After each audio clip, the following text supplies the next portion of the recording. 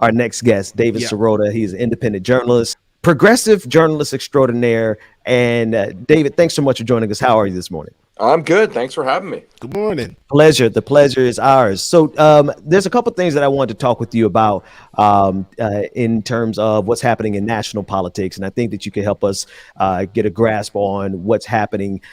Let's start with the filibuster because this is one of the things that we're facing. On a, it's a hurdle that until we get past it, we're not going to get anything accomplished from this point forward. Tell us about your reporting and what you're seeing with regard to the filibuster.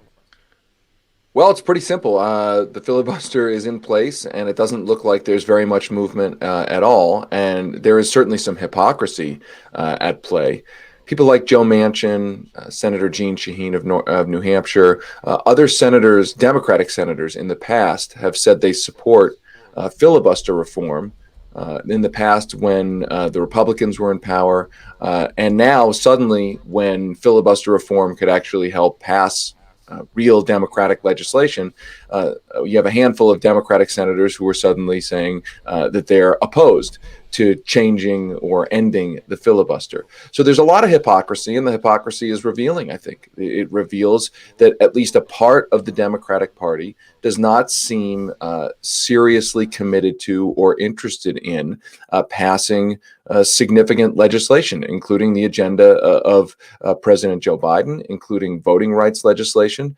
And so I think you're right to say that unless this problem is dealt with, the best we can probably hope for in lieu of that, maybe one or two more spending bills on priorities that Republicans at least somewhat agree with, spending on stuff like roads and bridges, but not the kinds of transformative pieces of legislation that are needed to address the crises that this country is facing.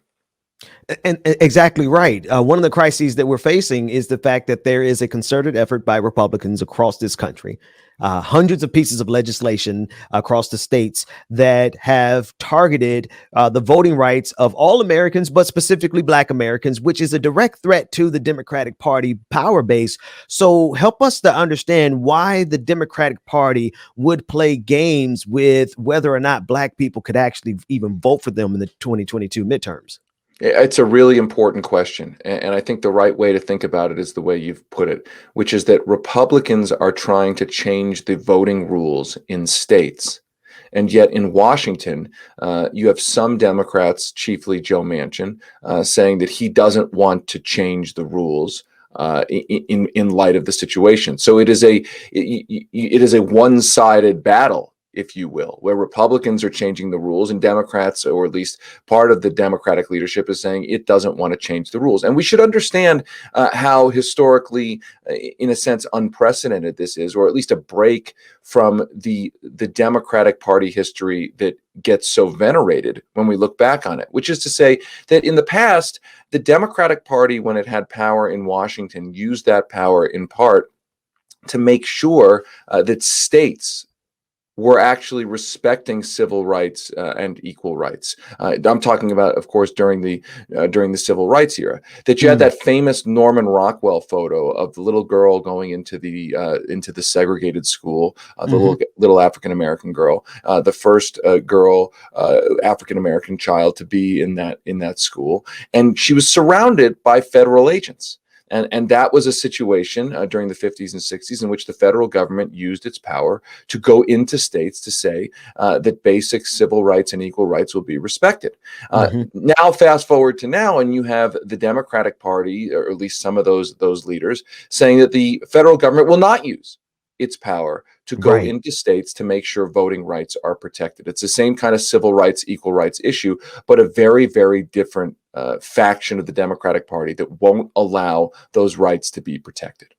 That is the frustrating thing at this point, because not only can they not get Joe Biden's agenda accomplished, right? If that's what you're up there for, if you're up there to support Joe Biden and Kamala Harris, then their total agenda, well, we can't get that done because of Joe Manchin and Kyrsten Sinema and a couple of other Democrats. If you are there for a progressive agenda, you can't get anything done because of the filibuster. If you're there for a Black agenda, you can't get anything done for the. But the kicker is that they are playing this game at the risk of their own power, because Republicans are playing for keeps. And we can discuss that a little bit more. I want to play this clip. There's two clips that I have. The first is Joe Biden, and he's discussing Trumpism, and he discusses that he believes that it's passing and leaving the system.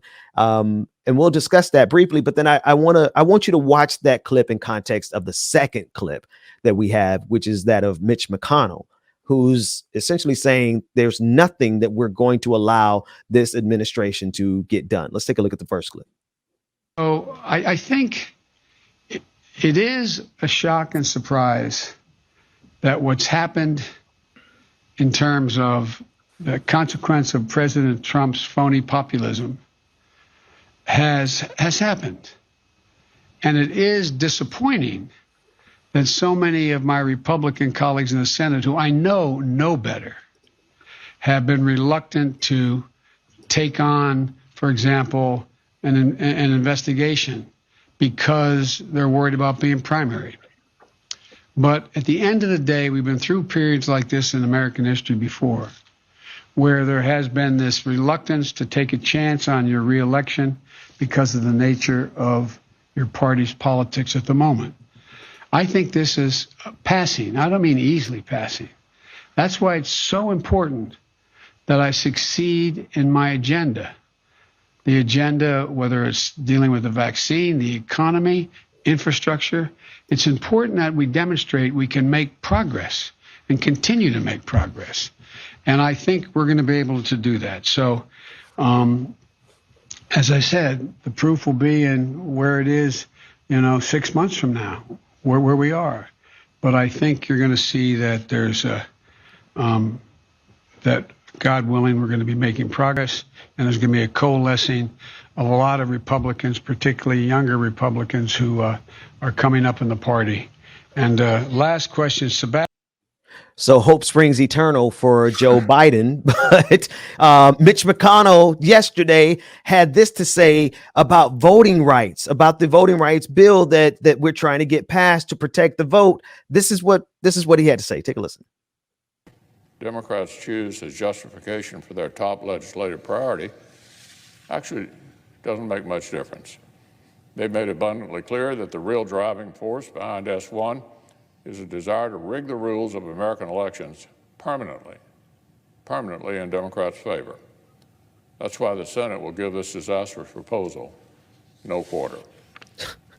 He's talking about the voting rights and that the Senate will have no quarter. We normally use that phrase for fascism, no quarter for fascists. And he's saying it in terms of our voting rights. I think Joe Biden's might have his wires crossed here, because it's not Trumpism that we have to be worried about at this precise second. It's Mitch McConnell. Well, that's right. But I think there's also 2 points here. One, Mitch McConnell, in a certain sense, is correct. That if you take the word rig out of that, I don't think the S1 is trying to rig the rules. S1 is trying to change the rules to make it easier to vote.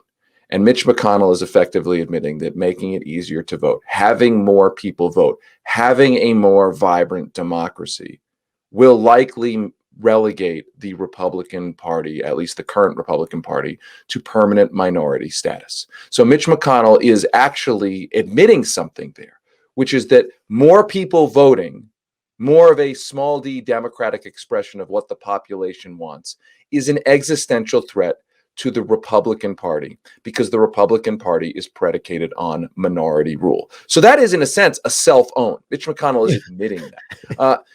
But Joe Biden is engaging in a self-own as well, which is to say that Joe Biden is admitting that he believes people who are saying explicitly that they will never compromise on anything.